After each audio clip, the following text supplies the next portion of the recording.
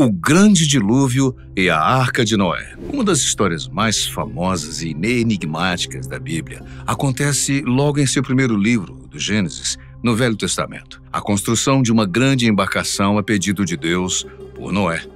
O relato do livro sagrado conta que Deus teria se cansado de tanta corrupção na terra e se decepcionado com a sua criação, decidindo acabar com a humanidade que vivia naqueles tempos imemoriais e até outras criaturas estranhas que havia no mundo, como gigantes, por exemplo. Ele teria escolhido Noé e sua família para serem os únicos sobreviventes e recomeçarem a humanidade.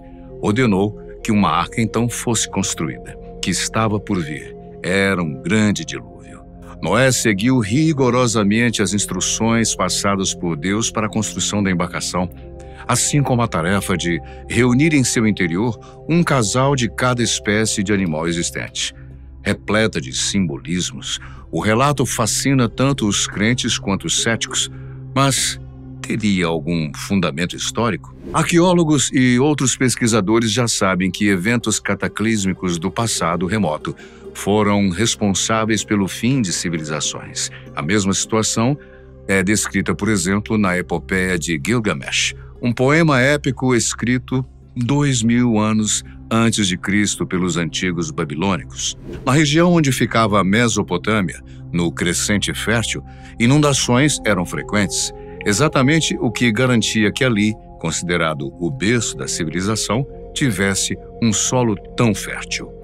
Uma inundação específica teria sido tão impactante que levantou mais de 2 metros de sedimentos de lama, soterrando povoações inteiras. Ou seja, o dilúvio relatado poderia ser uma forma ampliada de falar sobre essas tragédias ligadas a inundações em populações antigas. O derretimento de uma geleira é também apontado como um fenômeno capaz de uma catástrofe desse porte, aumentando a inundação. Não há dúvida de que um acontecimento desse tamanho, embora local, poderia ter sido encarado como o fim do mundo. Na Bíblia, está escrito que as chuvas duraram 40 dias e 40 noites. Quem vive em grandes cidades do mundo sabe que uma chuva desse porte provocaria desastres em qualquer lugar, como o Brasil viu, por exemplo, agora em 2024, no Rio Grande do Sul. Além disso, matemáticos e construtores navais da atualidade já confirmaram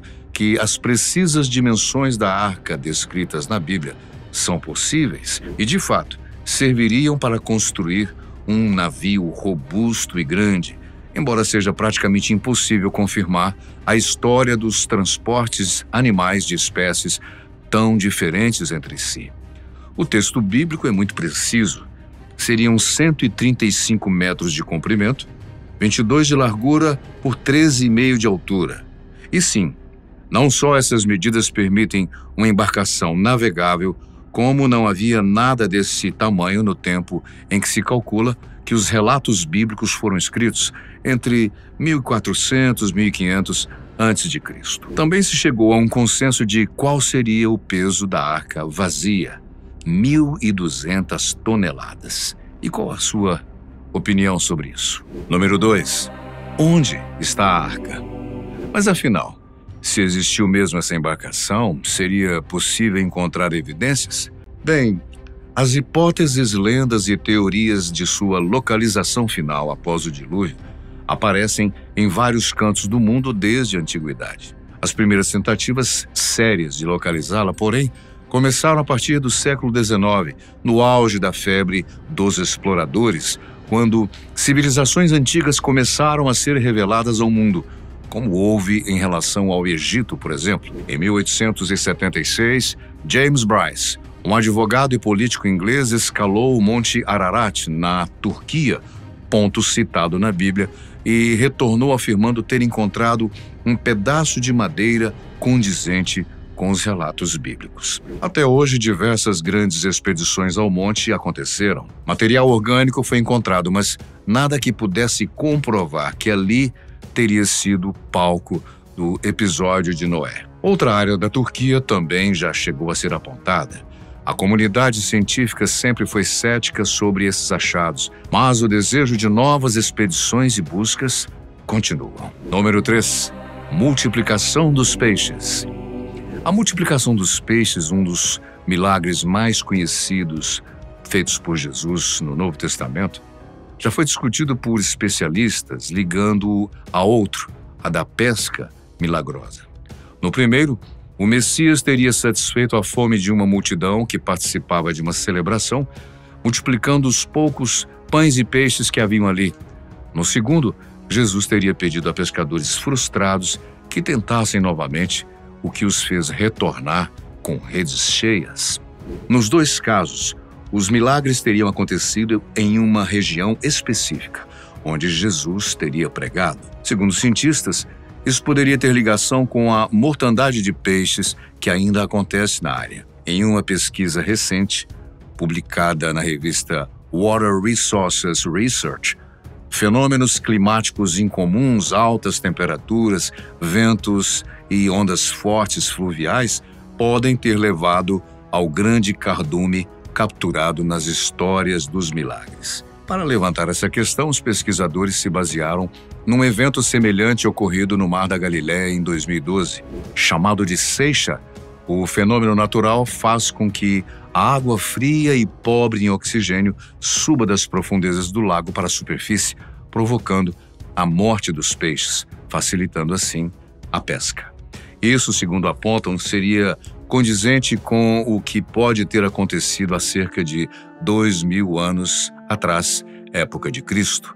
A ciência também teria tentado entender outros milagres do Mestre, como o andar sobre as águas, o que a comunidade científica acredita ter sido uma metáfora relacionada a um possível fenômeno climático que teria provocado o congelamento de lagos e rios, tudo para justificar a incredulidade geral. Número 4. A destruição de Sodoma e Gomorra. Bem, de acordo com a Bíblia, Sodoma e Gomorra foram duas cidades destruídas por Deus por conta dos vícios e pecados dos habitantes locais. A destruição teria se dado por fogo e enxofre caídos do céu. Uma das mais visuais e intensas narrativas bíblicas. Ela pode ter a sua origem explicada no que aconteceu numa antiga cidade chamada Tel El-Haman, cujas ruínas se encontram hoje onde é a Síria. Segundo arqueólogos, baseados em escavações recentes por volta de 1650 a.C., uma catástrofe aconteceu na área e obrigou os habitantes a abandonarem a cidade. Em 2016, pesquisadores encontraram no local uma camada de fuligem que, em alguns pontos, chega a 1,5 metro de profundidade. No estudo, sugerem a possibilidade que tenha ocorrido ali consequência da explosão de um meteorito por volta desse período. Não há como provar que Tel El-Haman seja mesmo Sodoma e Gomorra, mas, de acordo com estudiosos, a história se encaixa. Número 5. A descoberta de Ebla. Descoberta na década de 1970, as ruínas da cidade bíblica de Ebla ficam na atual Síria e datam precisamente do período em que é citada na Bíblia. No sítio arqueológico foram encontrados fragmentos de tabloides de argila em escrita cuneiforme, que mencionam também outras cidades relatadas no livro sagrado, inclusive Sodoma e Gomorra, o que surpreendeu os pesquisadores. Os tabloides foram datados em carbono 14. Eles teriam sido usados em 2500 anos antes de Cristo e continham registros comerciais e diplomáticos entre cidades antigas. Neles, há ainda menções a nomes de personagens que aparecem no Velho Testamento, como Abraão, Ismael e Esaú. A descoberta é considerada importante, não só por seus aspectos religiosos, mas por lançar luz sobre as condições de vida e funcionamento das cidades na Idade do Bronze. A Tumba de Jerusalém. Arqueólogos encontraram no início da década de 1980 uma tumba na Cidade Velha de Jerusalém, com artefatos que estariam relacionados ao mítico rei Davi e outros líderes políticos da região. Os estudiosos trabalharam na área onde hoje está a Igreja do Santo Sepulcro, considerada pela tradição cristã como o local da crucificação, sepultura e ressurreição de Jesus. Vasos de cerâmica e recipientes de óleo, ao serem analisados, também foram datados por carbono 14 a um período que condiz com os relatos bíblicos. Fragmentos de ossos foram encontrados no local, reforçando que só não houve uma tumba, mas ela teria pertencido a famílias muito poderosas e usada para repouso final de figuras de comando como o próprio rei Davi. A descoberta da tumba escondida é importante, porque escavações na área da Igreja do Santo Sepulcro, sagrada para várias religiões, são muito difíceis e exigem diplomacia e concordância entre as partes. Os judeus, por exemplo, acreditam o túmulo de Davi a outro local de Jerusalém. 7. Pilatos, o executor de Cristo. Na década de 1960, foi encontrada uma pedra que estava escondida nas ruínas do Teatro de Cesareia Marítima, em Israel, importante cidade litorânea que teria sido erguida por Herodes, rei da Judéia, na época de Jesus, para homenagear e bajular, vamos dizer assim, o Império Romano, que dominava toda a Terra Santa. Na pedra, há uma inscrição em latim que diz: Tiberium Pôncio Pilatos, prefeito da Judéia. Foi o primeiro registro histórico físico que comprova a existência do homem que governava Jerusalém e é citado nos evangelhos como tendo sido o julgador e executor de Cristo. Número 8. A Muralha de Salomão. Mencionada nos primeiros livros dos reis, no Antigo Testamento, a parede que teria sido erguida por ordem do rei Salomão, em Jerusalém, por volta de 1000 anos antes de Cristo, foi descoberta em 2010. Parte dessa antiga construção foi revelada por pesquisadores israelenses. A parede tem 70 metros de comprimento e 6 metros de altura e fica na área chamada de Cidade de Davi, parte mais antiga de Jerusalém. Com uma guarita, ela foi levantada para fins de proteção e é uma das maiores construções citadas na Bíblia. 9. As uvas de Jacó. Citada no Gênesis durante a bênção de Jacó ao seu filho, uma antiga variedade de uva desconhecida foi achada por escavações no deserto do Negueb, em Israel. O DNA das sementes fossilizadas revelou que provavelmente essa variedade existiu nos tempos bíblicos. Embora a amostra descoberta tenha por volta de 1100 anos, mostrou ser possível que a região, muito antes desse período, produzisse vinhos de qualidade em grande quantidade. Parte das amostras mostraram ser quase idênticas ao DNA das uvas Syriac, usadas na Grécia e no Líbano. O próprio nome revela sua proximidade com os relatos da Bíblia, já que provavelmente se refere ao riacho Nahal Sorek, na Judéia. De acordo com os cientistas, a região, que hoje é desértica, produziu vinhos até a dominação muçulmana após o ano 500 depois de Cristo. A proibição ao álcool pela religião islâmica teria sido um dos motivos principais que levou ao fim dessa indústria vinícola. O texto bíblico sobre o episódio com Jacó diz: ele amarrará o seu jumento a uma videira, seu jumentinho ao ramo mais escolhido. Ele lavará suas vestes no vinho, suas vestes no sangue das uvas. Essa fruta também apareceria em Números 13, 23, que descreve um enorme cacho de uvas que foi levado por enviados de Moisés para explorar a terra prometida. Número 10. Terra escura, lua de sangue. No Evangelho de Mateus, é citado que durante a crucificação de Jesus no Monte Calvário, do meio-dia às 3 da tarde, trevas cobriram toda a terra.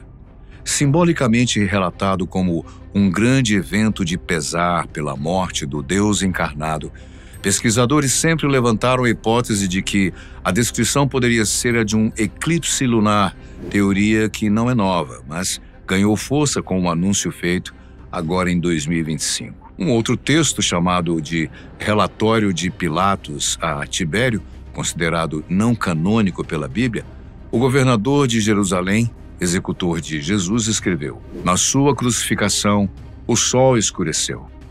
As estrelas apareceram e em todo o mundo acenderam lâmpadas desde a 6ª hora da tarde, e a lua parecia sangue.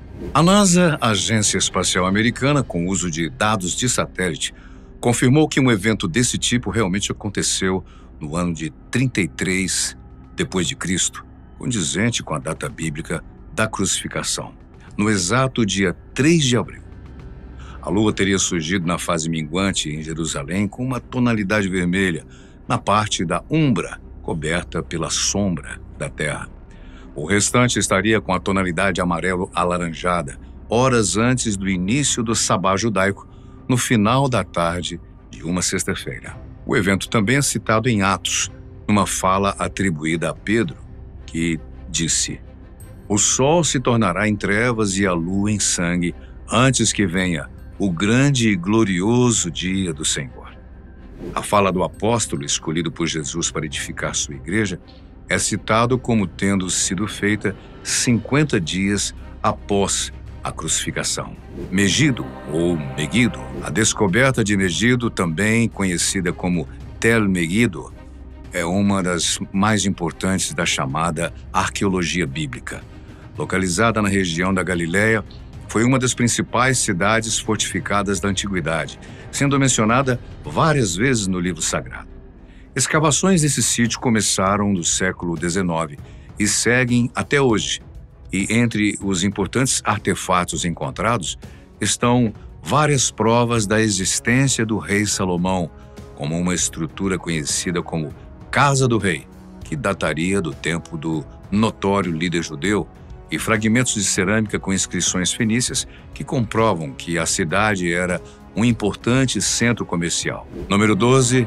Davi contra Golias. A famosíssima história narrada em Samuel 17, em seu primeiro livro, descreve como um simples e jovem pastor conseguiu derrotar um gigante chamado Golias em disputas territoriais da antiguidade, o que teria sido fundamental para unir as tribos judaicas e fundar o Estado de Israel. A ciência já comprovou que sim, uma funda, uma espécie de arma primitiva semelhante a um estilingue, poderia mesmo matar um homem grande, dependendo do tamanho da pedra e da precisão e velocidade do projétil. Davi provavelmente usou um tipo de pedra comum na região da Terra Santa, composta de bário sulfato, o que a torna mais densa como uma bala. Além do mais, muitos pesquisadores do texto bíblico acreditam que Golias, guerreiro filisteu que, segundo o texto, teria quase 3 metros de altura, possivelmente sofria de uma condição genética rara que provoca o aumento do hormônio de crescimento. A anomalia vem com vários transtornos, como visão periférica afetada, que teria contribuído em sua derrota, ao ser pego desprevenido por Davi. Número 13. Escravos na Babilônia. Nada menos que 7 livros que compõem o Velho Testamento falam do longo período em que o povo hebreu viveu como escravo na Babilônia, que é o atual Iraque. Achados arqueológicos e textos escritos em pedra de argila e em linguagem cuneiforme também ajudariam a comprovar esse cativeiro. Ou seja, o povo hebreu não saiu de Jerusalém por um simples fenômeno migratório, mas foi forçado a seguir mais para o Oriente. Descobertas recentes apontam que houve no período uma baixa considerável na população de Jerusalém, além de registros de prováveis ataques a edificações e incêndios, reforçando os relatos do cerco que Nabucodonosor, então rei da Babilônia, teria feito a Jerusalém, antes de invadir e destruir a cidade, levando parte considerável da população consigo. Muitos artefatos foram datados como sendo do século VI a.C., condizente com esse cativeiro. Um século antes, inclusive, um terremoto teria acontecido na área de Jerusalém, o que obrigou a sua população a repetidos esforços de reconstrução, fator que poderia ter deixado muitas edificações vulneráveis. 14. A Bíblia antecipou a ciência? Em Salmos 102, 25 e 26 está escrito: "Desde a antiguidade fundaste a terra. Os céus são obras das tuas mãos. Eles perecerão, mas tu permanecerás. Todos eles envelhecerão como um vestido, sugerindo que o universo está num estado de desgaste e deterioração, o que é exatamente o que a segunda lei da termodinâmica traria no século XIX. De acordo com essa lei física, todos os sistemas tendem a perder vínculos, o que é chamado de entropia, passando de estados ordenados para desordenados. E um detalhe importante: na época em que foi escrita a Bíblia, o entendimento dos homens era de uma realidade imutável, ou seja, eles não pensavam dessa maneira. Em Isaías 40:22, a Bíblia diz: Ele está sentado sobre o círculo, ou em outra versão, sobre a redondeza da terra, e os seus habitantes são como gafanhotos. A passagem sugere, portanto, que a terra é esférica, o que só começaria a ser discutido séculos depois, primeiramente com o filósofo Aristóteles, na Grécia Antiga, e mais seriamente na Idade Média com as grandes navegações. No tempo que se acredita à escrita do Velho Testamento, aí por volta de 1500 anos antes de Cristo, a ideia de que a Terra era plana era mais aceita entre vários povos. Em Jó 28:5 lemos: A terra, de onde provém o pão, é transformada em baixo como pelo fogo. Essa referência da Bíblia à terra como sendo transformada como pelo fogo pode ser interpretada como uma alusão ao calor do núcleo terrestre, uma ideia que só foi confirmada pela ciência moderna. O ciclo da água, ou seja, a evaporação, condensação e precipitação, aparece na Bíblia em algumas passagens. Em Eclesiastes está escrito: Todos os rios correm para o mar, mas o mar não se enche.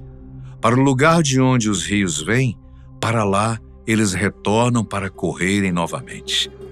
Em Jó 36 é mencionado: Ele atrai as gotas de água, que destilam como chuva para os rios. As nuvens derramam sua umidade e chuvas abundantes caem sobre os homens. Oficialmente, contudo, o chamado ciclo hidrológico só foi compreendido pela ciência 400 anos atrás. Ou seja, muito do que hoje sabemos como ciência podemos sim rastrear até os tempos longínquos da Bíblia. Se sua importância religiosa não pode ser jamais questionada, nós sabemos também que a sua pertinência científica é igualmente importante.